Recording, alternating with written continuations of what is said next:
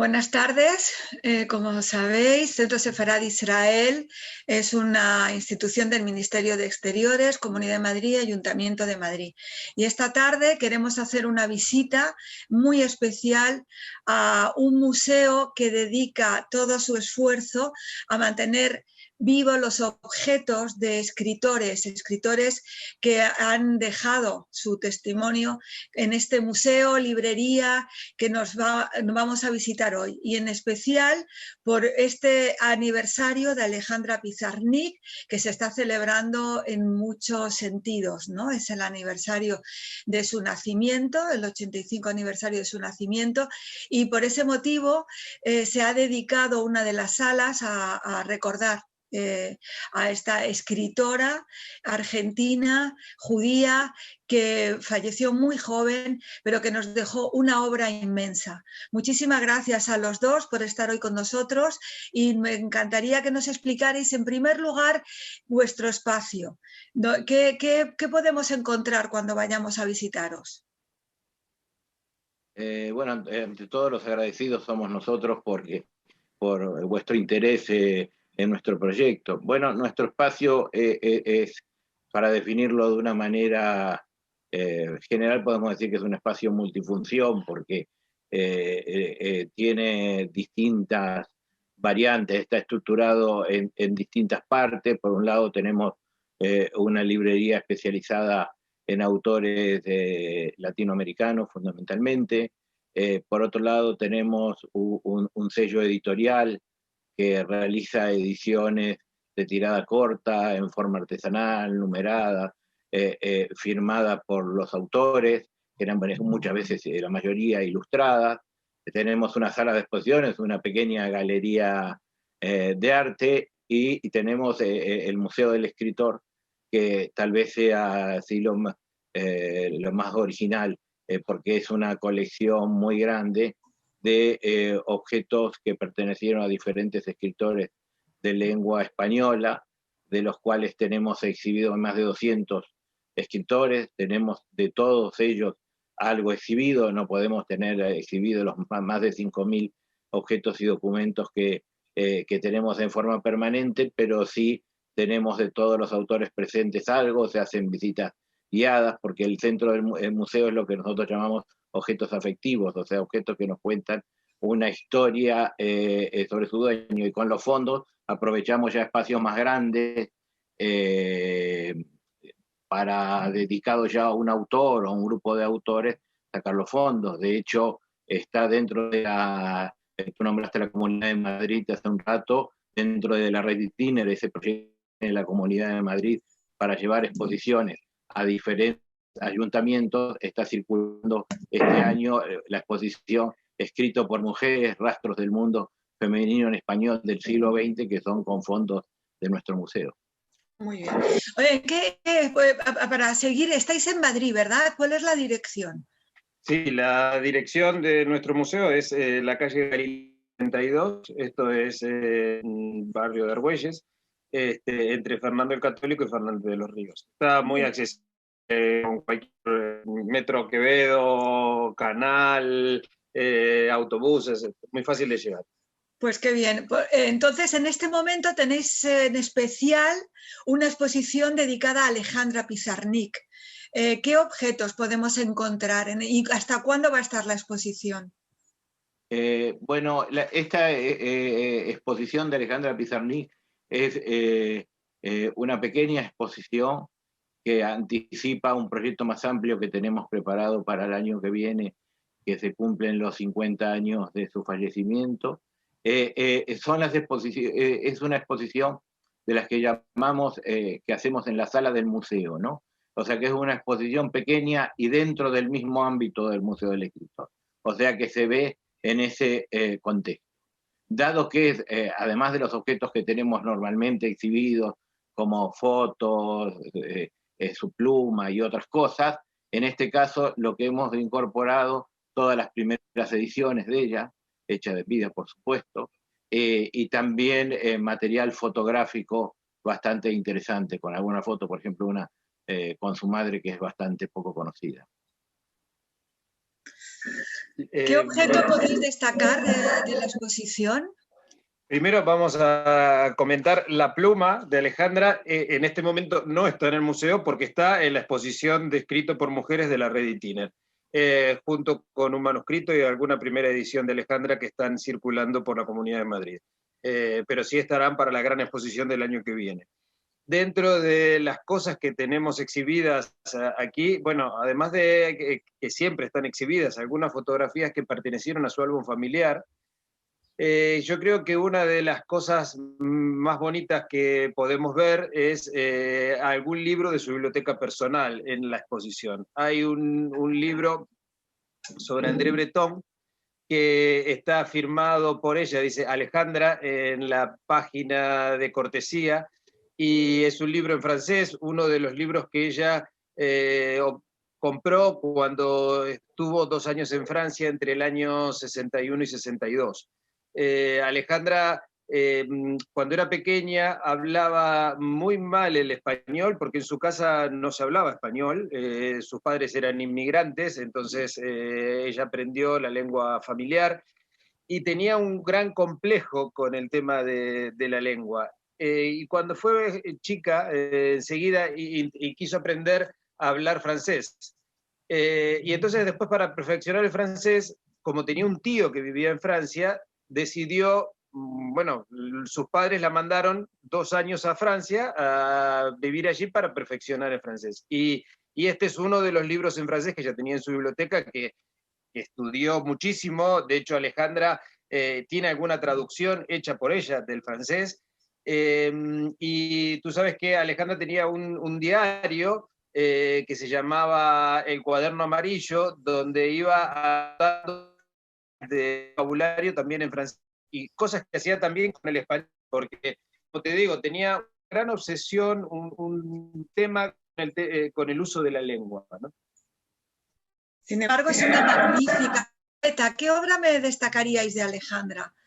Perdón, yo creo que precisamente esa obsesión por la lengua hace que su obra sea precisamente magnífica, ¿no? De hecho, una de sus técnicas de trabajo ella tenía una pizarra en su estudio, en su escritorio, donde ella iba dibujando con tiza en ese pizarrón los poemas.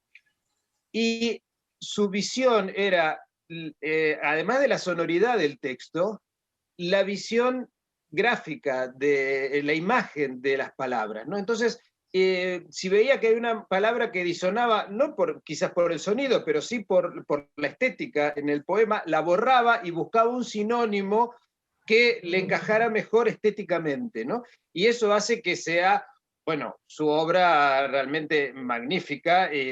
Sus poemas son de una, podríamos decir, crudeza, ¿no? Extrema.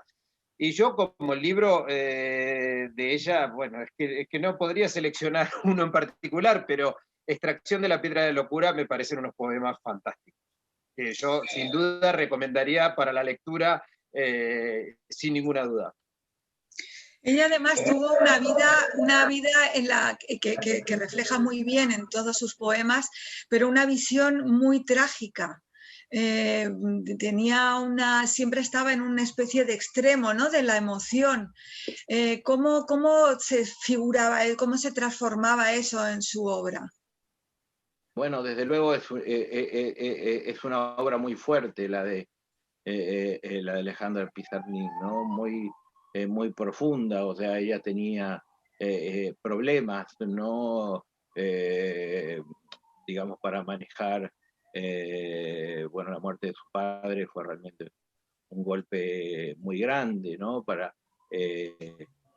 Y bueno, eso hace que ella tocó fondo personalmente y bueno, también sus poemas tocan fondo, ¿no? Ella no se deja nada adentro, ¿no? Y creo que eso se nota. También por eso hay, como suele pasar, este tipo de autores que ahora son llamarse de culto, ¿no? Porque es muy difícil que generen una reacción liviana, ¿no? Que puede decir está bien, ¿no? Son autores que van tan al fondo que necesitan un tipo de lector. Hay lectores que, claro, buscan otro tipo de cosas y no se sienten bien leyendo la poesía de Alejandra, ¿no? Porque requiere, ya digo, ella tocó fondo personalmente y en algunos poemas, como es que escribió cuando estuvo ingresada en el psiquiátrico, lo deja claro, y sus diarios también, ¿no? Todo su mundo interior, en sus cosas buenas y en sus cosas malas, sale plasmado, ¿no? Y eso es tal vez la condición más grande de un artista, ¿no? No escribir lo que alguien quiere leer o lo que alguien quiere publicar, sino realmente lo que uno tiene en lo más profundo. Y eso realmente es muy difícil de lograr, ¿no? Es muy interesante que podamos ver también, como decís, esas fotos familiares, porque también tenía una relación muy especial con su madre, ¿no? Y no sé si se ve también en esas fotografías. Sí, se ve perfectamente y además se ve en las fotografías de cuando ella es pequeña, o sea, pequeña, adolescente, que realmente era bueno, las familias típicas de inmigrantes en Argentina en esos años, en los años 40, una masa familiar, ¿no? La familia siempre está presente, las reuniones son siempre reuniones de la familia con otros inmigrantes cercanos, o sea, que había un medio de contención. De hecho, su padre hizo todo lo posible para ayudarla, fue que su padre era joyero, le financió, le pagó los pasajes para que pudiera ir a Francia, cosa que estamos hablando que no era tan fácil en la década del 60 para una familia de inmigrantes en Argentina, ¿no? Y su madre siempre estuvo presente, y después ella tiene una hermana, Miriam, que todavía vive, con la cual también tenían una muy buena relación, ¿no? De hecho, la fotografía que está exhibida con la madre, hay como una mirada de Alejandra hacia la madre como de admiración, ¿no? La está mirando así hacia arriba y realmente es muy enternecedora. Yo creo que también para entender un poco a Alejandra y esta relación de la que estamos hablando, es fundamental la lectura de los diarios. Si te interesa la obra de Alejandra Pizarnik, como obra autobiográfica, los diarios son, bueno, la crudeza absoluta y luego ella también, parte de esos diarios que fue publicando en vida en algunas revistas, claro, ella los trabajaba y terminaba sacando unos pequeños textos literarios asépticos, podríamos decirlo entre comillas, de lo que es el sentimiento interior, ¿no? Pero en los diarios personales que están publicados, las cosas que ella dice, lo que le estaba pasando por adentro, realmente es muy fuerte, ¿no? Poderlo plasmar en palabras, dejarlo escrito. Me quedo siempre al leerlos la sensación, porque además en algún momento habla de esa parte de Europa, de su familia, que además cambia ligeramente el nombre al llegar a Argentina, esa parte de su propia familia que se queda en Europa y que muchos habrán sufrido también, como no, en la tragedia del Holocausto. Sin embargo, ella es como si toda esa tragedia la hubiera convertido en ese dolor interno y personal, que no tiene ese nombre, tiene otros, tiene un nombre mucho más interno y profundo. Pero sin embargo, sí es verdad que su familia pertenece a esa parte de Europa, ¿no? que de algún modo se salva de esa tragedia. Sí, claro, por eso, de hecho, sus padres, podríamos decir, se escapan de la tragedia, ¿no? Deciden emigrar, como solíamos decir, con una mano atrás y otra adelante, a hacer lo que se podía y a sobrevivir a una cosa que era insostenible. Llegan a una Argentina donde en poco tiempo también van a padecer un poco las persecuciones porque, bueno, situaciones políticas hacen que hubiera una cierta persecución hacia los judíos. De hecho, el primer libro de Alejandra ella, un amigo de ella, el profesor que también era judío, Juan Jacobo Bajarlía, le aconseja no publicarlo con su nombre original, con su nombre real, y ella iba a utilizar un seudónimo que era María Pizerno, porque en la última etapa del gobierno peronista, del segundo gobierno de Perón, la persecución contra los judíos era bastante importante, y entonces tenía miedo que ella sufriera alguna consecuencia.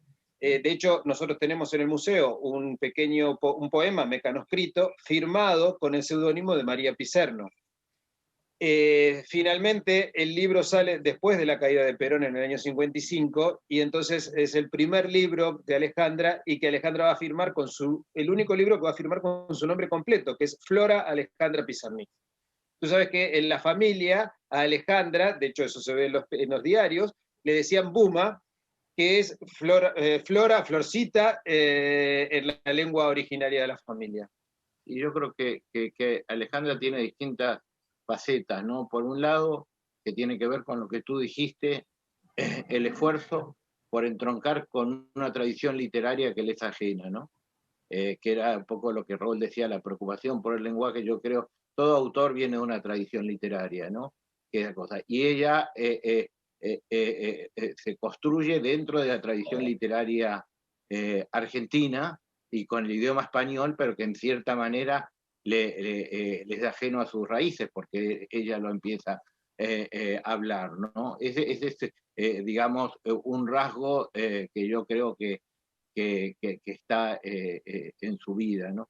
Por otro lado, todos estos desórdenes, de cierta manera, para decir de alguna manera, yo no soy un especialista en el tema, pero desórdenes psicológicos o inestabilidades o demás, tenían por otro lado la faceta de una gran profesionalidad como escritora, una gran profesionalidad.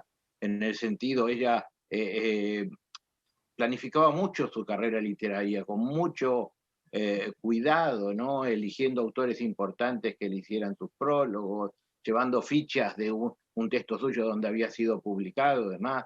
De hecho, estas partes que nosotros hemos publicado en un facsimilar de los diarios de París, que escribió esos 2 años, ella armó una versión ya para publicar, que se llevó a publicar fragmentadamente en México, y de los diarios era una tercera versión que ella hacía, ¿no? Con lo cual quedaba reducido, digamos, a un texto poético. A mí siempre me llamó la atención eso, porque la imagen, sobre todo la imagen romántica que uno tiene, que el común tiene de un artista, el artista atormentado que se corta la oreja o que está. Alejandra tenía, digamos, 2 facetas. Desde el punto de vista literario era altamente profesional en la corrección, en la reescritura, en cuidarse en qué editorial publicaba o demás, ¿no? Y por otro lado, ese otro mundo interno que la conflictuaba tanto, convivía con esto. Eso siempre me pareció una cosa, digamos, interesante. Sí, es interesante lo que comentas, porque la idea del diario es algo que hay un pacto de autenticidad, pero casi de inmediatez, mientras que la elaboración del propio diario se convierte ya en un otro en el que ya el pacto es diferente, es casi un pacto literario, ¿no? De otra construcción. Bueno, nosotros que tenemos la transcripción, la primera transcripción que se hizo de los diarios a partir de la cual se hizo la edición, están incluidos esos 2 años. Los textos originales con lo que luego se publicó no tienen nada que ver, absolutamente nada que ver. La idea, por supuesto, partimos de la misma idea, pero la elaboración literaria, la elaboración poética de lo que ella termina extractando para publicar es absolutamente diferente, con un vuelo lírico mucho más, realmente muy interesante, ¿no? De una gran poeta, de una gran profesional. Sin lugar a duda, los temas siguen estando: la muerte, la soledad, el desamor. Esos temas centrales de la obra de Alejandra están en el diario también, claro, pero transformados literariamente, ¿no? Pues muy, muy interesante ver esa transformación, ¿no? y elaboración. Yo creo que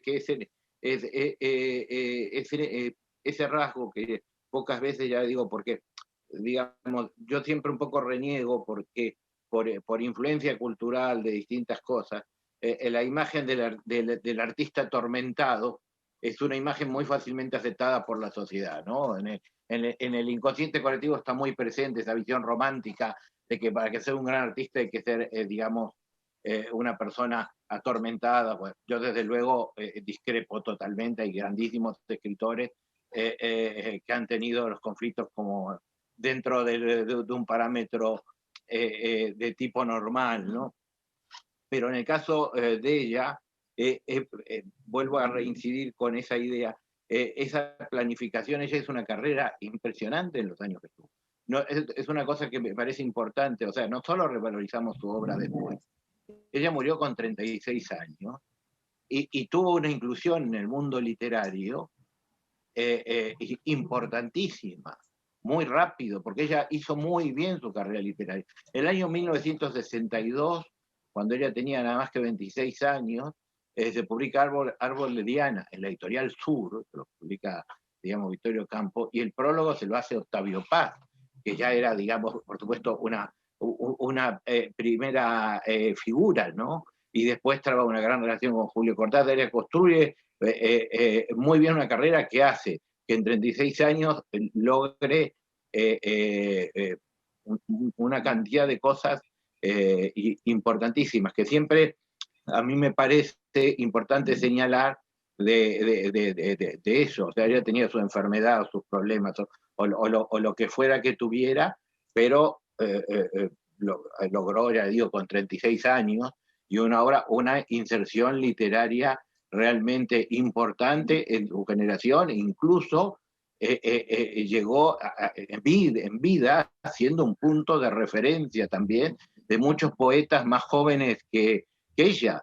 Esto me parece que es un logro importante. No se trata de una autora que quedó encerrada, perturbada en su casa y después recuperamos su obra. No, no. Se trata de una gran escritora que además desarrolló una carrera en vida, y si uno lo proyecta con los años de producción, murió con 36, ¿cuántos años de producción de cierta madurez? Estamos hablando de 15 años, una cosa como mucho. Realmente es meritorio. Además, en esos pocos años, Alejandra escribió, bueno, todos los libros de poesía, que son los más conocidos, desde La tierra más ajena, que es el primero, que decíamos que ella firma con el nombre de Flora Alejandra Pizarnik, Extracción de la piedra de la locura, El infierno musical. Bueno, después tenemos un libro de prosa, que es La condesa sangrienta, bueno, sus diarios que ella transformaba, pero además, cosa que es menos conocida en Alejandra, escribió crítica literaria. Ella escribe, por ejemplo, una de las primeras críticas que salen sobre el libro de Los Cronopios y de Famas de Julio Cortázar es de Alejandra, que se publica en Venezuela. También publica un artículo de crítica sobre Cortázar en la Editorial Sur. Cosas que, ya te digo, son poco conocidas, pero que hablan de su inserción en el ambiente literario de la época, ¿no? Bueno, pues muchísimas gracias por este recorrido importante. Esperamos que el año que viene podamos celebrar juntos esos 50. Y sí, pediros que nos volváis a recordar la dirección y el horario de visita.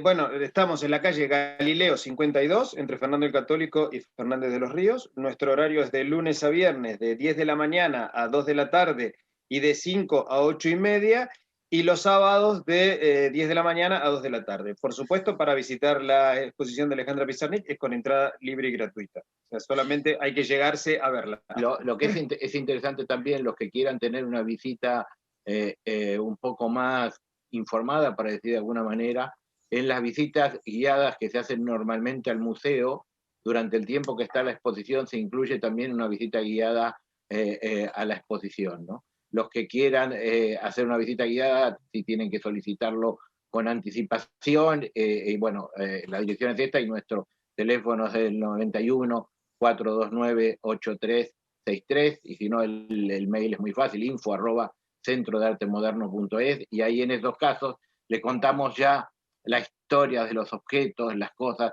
y realmente la gente le saca mucho más provecho y se da cuenta de la originalidad del museo. Pues muchísimas gracias y de nuevo felicidades por ese esfuerzo y sobre todo en estos tiempos complicados mantener esa memoria es muy, muy importante. Muchísimas gracias. Gracias a ustedes y los esperamos a todos. Muchas gracias por su interés en nuestro trabajo.